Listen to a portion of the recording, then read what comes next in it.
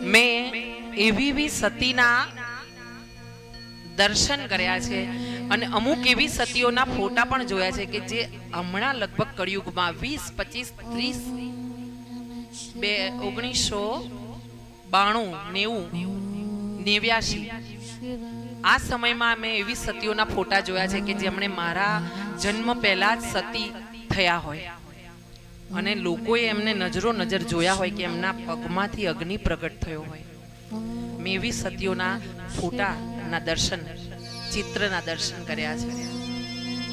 એટલે એવું નથી કે સતી સતયુગમાં જ થતી હતી. હા, એવું નથી કે ઋષિ મુનિઓ સતયુગમાં જ થતા હતા. કોઈ એવા ઋષિ મુનિઓ પણ હોય કે જે પેન્ટ શર્ટ પહેરતા હોય. એવા ઋષિ મુનિઓ પણ હોય કે જે પેન્ટ ને શર્ટ પહેરતા હોય પણ ઋષિ હોય, એમનો આત્મા શુદ્ધ હોય. હા, આમાંથી તમારા બધામાંથી જ એક મારો ભાઈ એવો હોય, સજ્જન હોય, એવો શુદ્ધ હોય, એવો વ્યક્તિ હોય કે જેને કોઈ ખરાબ વિચાર ના આવતા હોય, એને ઋષિ કહેવાય. હા, લાંબી દાઢી હોય, જટા હોય, ધોતી પહેરી હોય અને મોટી મોટી માળાઓ પહેરીને તિલક કરે, એને જ ઋષિ ના કહેવાય. હા, કળિયુગમાં પણ પેન્ટ શર્ટ પહેરવા વાળા, સાડી પહેરવા વાળી, ડ્રેસ પહેરવા વાળી બહેનો પણ સતી હોય છે. હા, એવી ઘણી સતીઓ મેં જોઈ છે મારી નજરથી.